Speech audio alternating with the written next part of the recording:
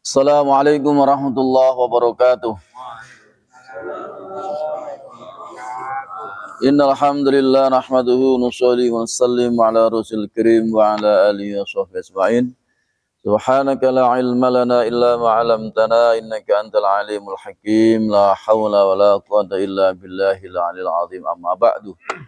Bapak jamaah salat asar Masjid Jami' Ar-Royan di bulan suci Ramadan yang dimuliakan Allah Subhanahu wa taala. Alhamdulillah kita bersyukur kepada Allah karena kita dapat melaksanakan kewajiban sholat asar berjamaah di bulan suci Ramadan. Karena sholat kita di bulan suci Ramadan ini, sholat sekali dilipat gandakan 70 kali. Alangkah ya beruntungnya kita, di sore hari ini kita dapat melaksanakan sholat asar berjamaah.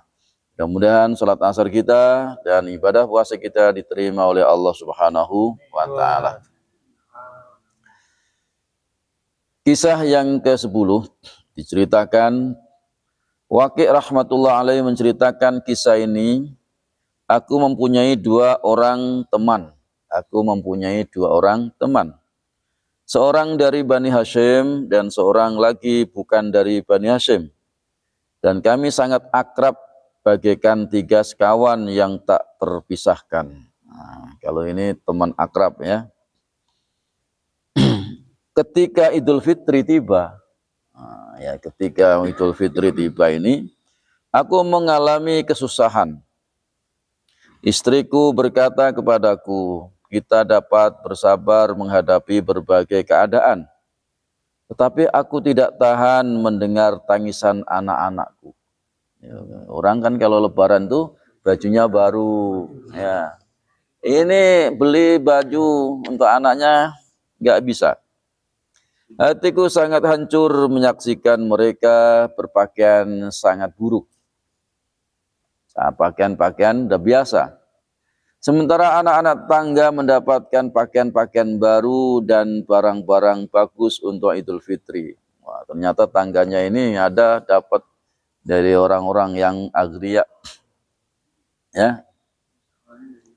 Untuk anak-anak kita, aku harus memberi mereka jajan dan menjahitkan pakaian baru. Karena keluhan istriku itu, aku menulis. Ya, biasanya kan kalau sudah istrinya itu udah ngadu sama suaminya sudah kelepek-kelepek gitu. Gimana caranya ini ya? Karena keluhan istriku itu, aku menulis surat kepada kawanku dari Bani Hashim. Kan dia punya teman tadi kan? Nah, Wadul katanya. Menceritakan hal itu kepadanya. Kemudian ia mengirim kepadaku sebuah kantong tertutup berisi 1000 dirham. Wah ya, temannya baik. Langsung dikirim 1000 dirham. Dengan pesan bahwa aku boleh menggunakan uang itu sesuka aku. Aku menerima surat dari sahabatku yang lain. Ketika dia mendapatkan itu uang sekantong tadi, dia juga mendapatkan surat dari temannya yang lain tadi, yang isinya menceritakan kemiskinannya dan kebutuhannya yang sangat mendesak. Segera aku kirimkan kantong itu yang masih tertutup kepadanya. Jadi nggak tahu lah, pakai kasih aja.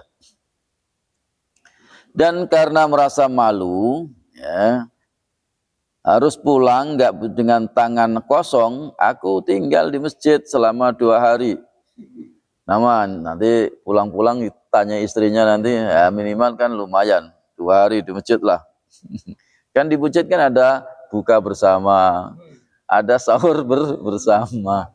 Jadi ya di masjid aja deh. Nah, pada hari ketiga aku pulang dan aku ceritakan kepada istriku perihal kantong tertutup itu.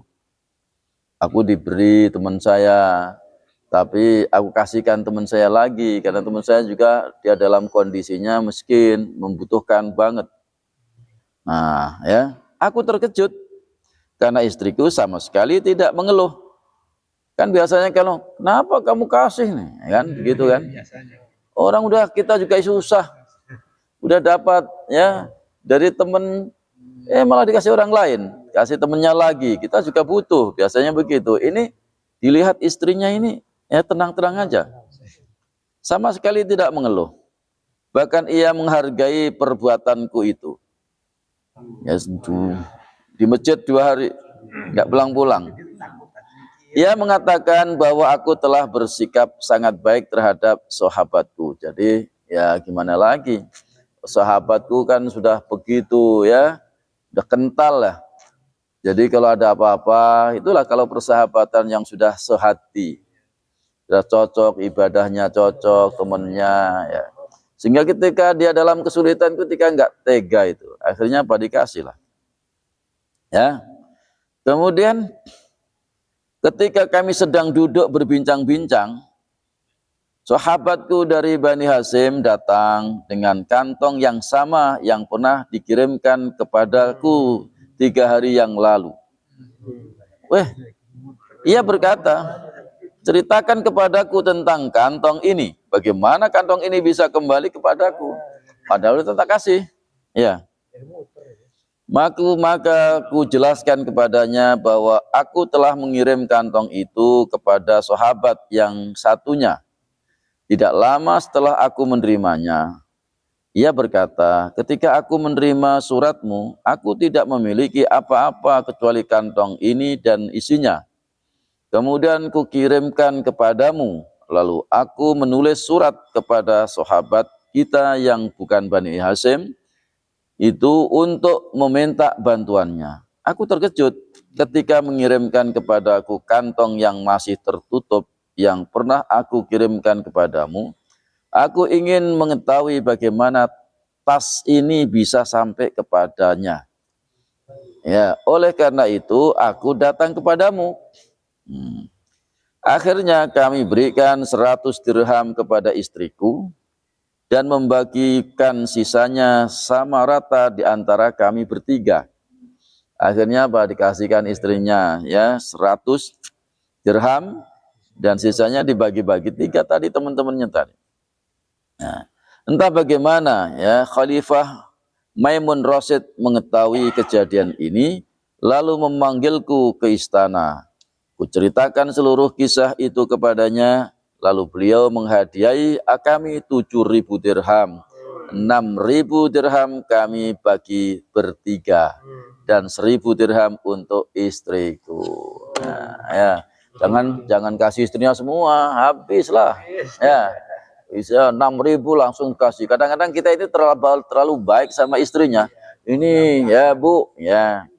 Dijujur kasihkan, ini uang semuanya, ini kasih semuanya, ya itu ya. Ya kenapa biasanya suami itu kalau yang ngasih semuanya yaitu kasihkan, itu biasanya suaminya itu takut kalau nggak dikasih istrinya, ya takut kalau istrinya nanti ya nggak ngasih, akhirnya udah kasih saya semuanya. Biasanya kalau seorang suami itu begitu, kalau udah seneng dengan istrinya itu udah kasih semuanya. Kenapa kalau nggak dikasih semuanya nanti dia ngambek, wah bisa rugi itu. Ya, jadi karena pikir itu seorang suami itu hanya minta satu aja ya. Ya, yang penting kerja keras apa saja itu kan untuk istri itu. Ya, yang penting kan tambah suaminya dilayani dengan baik, itu aja sebetulnya. Betul nggak Pak Nandi, Pak Nur? Oh, mendapat ridho. Ya. Jadi begitulah keadaan kalau. Tapi kalau ini enggak, karena ini secukupnya dikasih, udahlah, ya secukupnya. Tapi yang lainnya bisa digunakan untuk akhirat, dibagi-bagi, disedekahkan sana sini, gitu. Ya. Kenapa? Karena kalau wanita itu dikasih banyak-banyak, itu nanti keinginannya itu tambah lagi Pak Komar.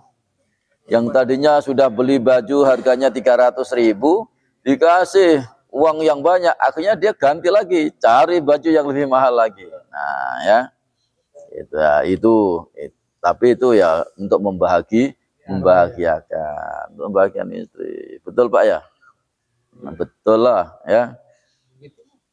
Ya mudah-mudahan kita bisa semuanya bisa mengambil hikmah daripada kisah kisah ini. Nah. Kemudian kisah yang selanjutnya, ya berikutnya ini. Ada kisah yang ke-11, suatu hari Abdullah bin Ja'far melewati sebuah kebun buah-buahan di Madinah Al-Munawwarah yang dijaga oleh seorang yaitu hamba dari Habasyah. Ini kebun dijaga oleh hamba saya dari Habasyah. Abdullah bin Ja'far melihat hamba itu sedang makan di hadapan seekor anjing yang duduk di depannya. Dia makan di depan seekor anjing. Di depannya itu, ya. Makan apa? Sepotong makanan ke mulut. Dia makan sepotong makanan. Kemudian ia lemparkan sepotong yang sama besarnya kepada anjing itu. Jadi dia makan roti, sepotong makan. Kemudian sepotong lagi dikasihkan anjing. Nah, ya. Ibnu Ja'far terus memperhatikannya. Setelah selesai makan, ia menghampiri hamba itu lalu bertanya, "Siapa majikanmu?"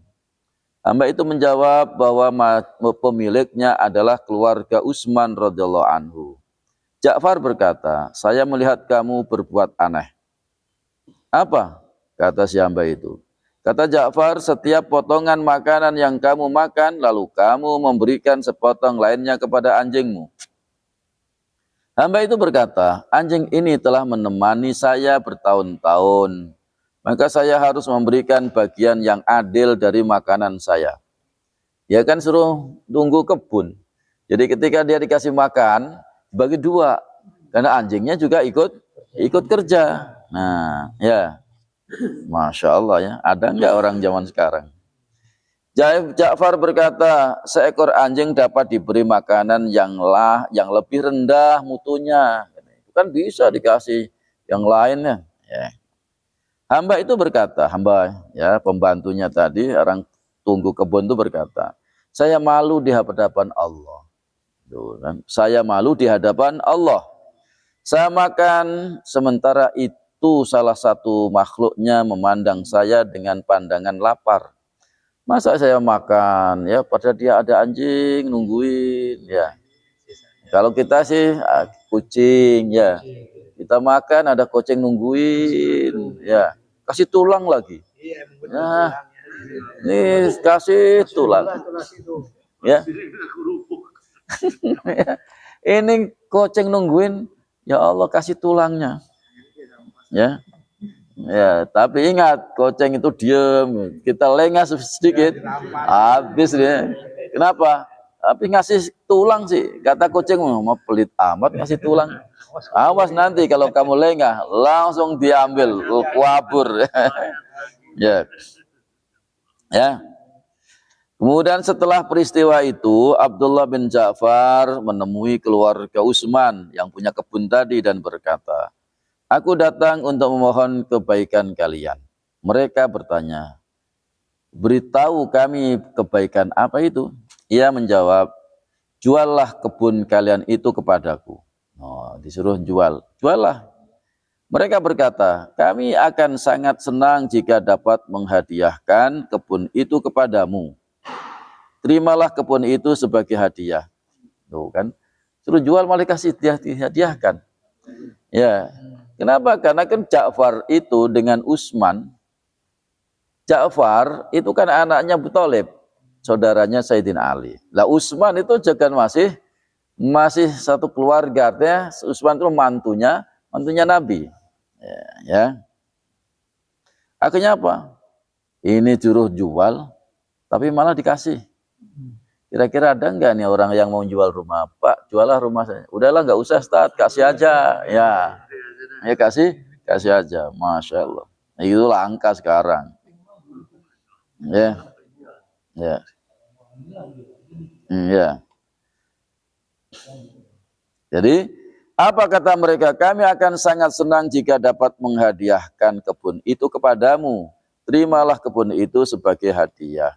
Tidak, aku harus membelinya." Oh, jadi orang itu sama-sama baiknya. Jadi dia dihadiahin nggak mau. Kalau kita akan seneng banget, ya, seneng mbak semua. Kalau ini enggak, jangan enggak, ya, ya. Aku harus membelinya. Saud Ibnu Ja'far tadi. Oh ini Ibnu Ja'far, anaknya Ja'far. Wallahu alam ya. Nanti tadi saya pikir Ja'farnya itu Ibnu Ja'far. Berarti anak-anaknya. Akhirnya disepakatilah harga kebun itu dan dibeli oleh Ibnu Ja'far radhiyallahu anhu. Lalu ia berkata, aku juga ingin membeli hamba pekerja kebun itu. Ya. Aku ingin beli yaitu hamba yang bekerja di kebun itu. Namun mereka menjawab, maafkan kami, hamba itu telah tinggal bersama kami sejak anak-anak, sejak masih anak-anak itu, ya akan sangat sulit bagi kami untuk berpisah dengannya. Nah, ya, dia juga sayang sama hamba itu. Ibnu Ja'far terus mendesaknya sehingga akhirnya ia mendapatkan hamba itu bersamanya. Akhirnya jadi mendesak, terus akhirnya ya dikasihkan. Setelah selesai melakukan jual beli itu, Ibnu Ja'far berkata kepada hamba itu, kan sudah miliknya Ibnu Ja'far. Akhirnya dia berkata kepada hamba itu, aku telah membeli kebun ini juga dirimu. Aku sudah beli kebun ini dan juga dirimu. Ya. Hamba itu berkata, selamat, semoga Allah Subhanahu wa taala memberkahimu. Ya, saya hanya merasa sedih karena harus berpisah dengan Tuhan saya yang telah memelihara saya sejak kecil. Banyak. Abdullah bin Ja'far berkata, aku memerdekakan kamu. Aku memerdekakan kamu dan kebun ini pun saya hadiahkan kepadamu. Ya, sehingga apa? Kebunnya kasih, dia dimerdekakannya. Itu, Masya Allah. Orang dulu itu luar biasa. Ya. Mendengar hal itu, hamba itu berkata, jika demikian saya mohon agar engkau bersaksi bahwa saya mewakafkan kebun ini bagi keturunan Utsman. Ya, akhirnya apa? Hamba itu ya sudah merdeka, udah punya kebunnya yang dia jaga selama bertahun-tahun milik Utsman. Ya, akhirnya dia mengatakan, wahai Ibnu Ja'far, Abdullah bin Ja'far, saksikanlah bahwa setelah dikasih ya, bahwa kebun ini aku wakafkan untuk keturunan Utsman radhiyallahu anhu. Akhirnya diwakafkan untuk ya. Abdullah bin Ja'far radhiyallahu anhu berkata, saya sangat terkejut mendengarnya. Lalu saya pulang dan mendoakan agar Allah Subhanahu wa taala memberkahinya. Itulah Bapak sekalian orang dulu, ya. Orang dulu itu ya enggak penting masalah dunia itu. Ya, enggak penting. Enggak penting, Pak, ya. Cukup untuk makan sehari-hari itu cukup. Hidup itu sebetulnya gampang, simpel hidup itu. Ya. Yang penting kita sudah cukup saja. Yang menjadi repot itu keinginan-keinginan kita. Itu yang menjadi repot. Hidup itu kan sebetulnya makan cuma satu piring. Ya, itu cukup. Tapi karena kita ini keinginannya pengen beli mobil, ya mobilnya satu pengen dua, ya sudah punya rumah satu pengen rumah dua, ya itu yang menjadi repot. Tapi kalau orang nggak mikirin begitu, itu enak-enak aja. Orang makan cuma sepiring, ya. Mati nggak dibawa. Sehingga sebetulnya sih nggak perlu itu. Kenapa? Karena orang sekarang ya beda dengan orang dulu. Kira-kira orang miskin sekarang dikasih tanah, ya, kasih tanah 1000 misalnya, 1000, nggak usah jauh-jauh, 100 meter lah, ya. Itu ada nggak kira-kira? Oh, udah dah saya kasihkan, ya. Masjid atau kemana, saya cukup. Itu enggak ada. Tapi ini kan hamba sahaya. Ini adalah budak. Dia diperdekakan udah bersyukur. Tapi harusnya kan, ini kan buat rumah saya. Ya, bukan untuk hidup saya. Tapi dia enggak. Justru malah diberikan lagi. Nah, ya. Kenapa? Karena memang pertama imannya beda, zamannya beda, ya. cara berpikir hidup itu beda. Kalau orang dulu itu yang dipikirin itu bagaimana hidup di akhirat itu bahagia. Itu orang dulu. Tapi kalau sekarang kan bagaimana hidup saya di dunia bahagia. Kalau akhirat ya nanti terserah nanti bagaimana. Nah itu. Tapi kalau orang yang paham itu ya mungkin barangkali ini hamba saya ini tahu. Dikasih kebun segini luasnya ya. Nanti saya yang repot dihisap. Ya. Dihisap repot. Orang katanya masih ingat ya, jadi kisah orang kasih satu kampak saja itu aja dihisapnya lama berhari-hari itu, apalagi kebun seluas ini. Maka lebih baik saya wakafkan, saya dapat pahala tiap hari mengalir. Ya, itu sama dengan kisah yang di kampak itu dikasih setengah kerajaan, bayangkan. Padahal itu adalah pembantunya raja. Ketika raja itu mau meninggal dunia, dia pesen, nanti kalau kamu mau nemenin saya, ya tidur di kuburan. Selama 3 hari, itu aku akan kasih separuh kerajaanku. Karena dia sangat dicintai oleh rajanya. Dia melayani, dia memberikan makan, melayani minumnya, pakaiannya. Sehingga pelayanan yang luar biasa, saking cintanya, dia mau meninggal diwasiatkan. Ya, dipesan anak-anak semuanya, nanti kalau aku meninggal, kalau ini pembantuku ini yang aku sayangi ini mau nemenin saya 3 hari dikubur, aku berikan setengah kerajaanku. Ya, akhirnya dia mau. Ya, namanya dikasih setengah kerajaan. Anak-anak ahli warisnya juga udah setuju semua karena itu udah wasiat dari bapaknya. Tapi ketika dia hari malam pertama, ketika dia mimpi didatangi malaikat, seakan-akan dah kiamat. Ditanya, kamu di dunia ini apa kerjaan kamu? Kerjaanku adalah apa? Ngambil kayu di hutan. Pakai apa? Pakai kampak. Ya, ditanya lagi, kampak kamu dari mana? Ya. Saya beli, uangnya dari mana? Ditanya. Kemudian ditanya lagi, terus kayunya itu siapa yang dulu yang nanam di situ yang kamu ambil?